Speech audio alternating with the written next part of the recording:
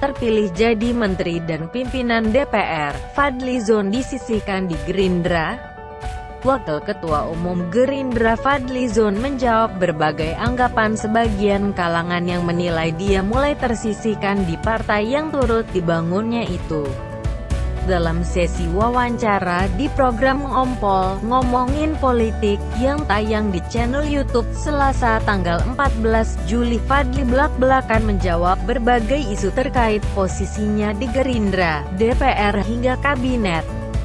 Fadly menjelaskan awalnya dia telah membayangkan bagaimana partai Gerindra bisa menjadi besar seperti sekarang ini. Hal itu dimulai dari mimpi akan adanya sebuah partai politik yang membela kepentingan rakyat dan menjadi instrumen untuk memperjuangkan nilai-nilai yang harus diperjuangkan. Awal itu mencetus bersama Pak Hashim Joyo Hadikusumo. Saya yang mengajukan ke Pak Hashim. Kemudian kami bawa ke Pak Prabowo.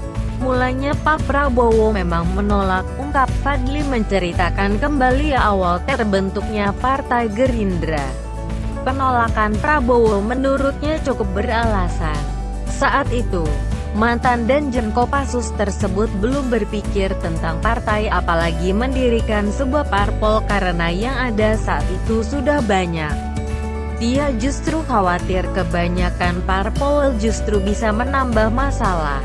Tetapi saya meyakinkan beliau bahwa ini kita perlu partai yang fresh, yang tidak terlalu banyak muatan atau beban sejarahnya. Ini menjadi alat perjuangan. Akhirnya beliau setuju, jelas Fadly. Saat ini, Partai Gerindra berada di posisi ketiga peraih kursi terbanyak di Senayan. Pada periode tahun 2014 sampai tahun 2019. Fadly juga diberikan posisi penting di parlemen, sebagai wakil ketua DPR. Namun pada pemilu 2019, Fadly yang kembali terpilih tidak lagi dipercaya menjadi pimpinan DPR. Tidak masuk juga sebagai menteri di Kabinet Kerja. Dia juga tak ditunjuk oleh Prabowo sebagai juru bicara resmi partai sehingga muncul anggapan sosok Fadly mulai terpinggirkan. Hal ini dijawab santai oleh Fadly. Oh begini, kalau saya dari awal sudah jadi jubir Partai Gerindra. Itu dari awal, sudah capek lah, sudah harus ada orang yang menggantikan. Bahkan sebelum ada Gerindra, yang menjuluki saya justru media, jubir Pak Prabowo, ucapnya. Politikus asal Sumatera Barat ini merasa sudah cukup bagiannya menjadi jubir partai. Karena Gerindra sekarang sudah besar. Namun dia menegaskan, semua anggota DPR juga merangkap jadi jubir partai, termasuk dirinya.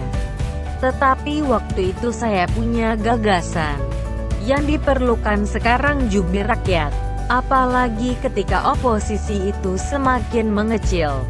Jadi saya lebih menempatkan diri sebagai jubir rakyat, kata Ketua Badan Kerjasama Antar Parlemen ini.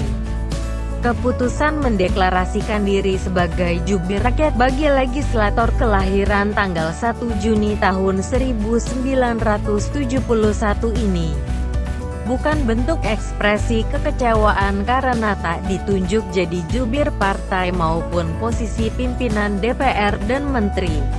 Namanya di dalam partai kan biasa. Kalau menjadi wakil ketua DPR jarang presidennya sampai 2 kali. Biasa saja, bagi saya dimanapun kita duduk. Termasuk sekarang saya dikasih tugas menjadi ketua Badan Kerjasama Antar Parlemennya, saya mengurusi itu, kata Fadly. Selain itu, Fadly juga menduduki sejumlah posisi penting di organisasi internasional seperti Presiden GOPAC, Global Organization of Parliamentarians Against Corruption. dan Februari lalu dia baru saja dipercaya menjadi Wakil Presiden Liga Parlemen Dunia untuk Palestina. Jadi, bagi saya semua itu memang jalan. Di sini, saya memang tidak berkeinginan kok jadi menteri. Malah saya yang mengusulkan Pak Prabowo menjadi Menteri Pertahanan.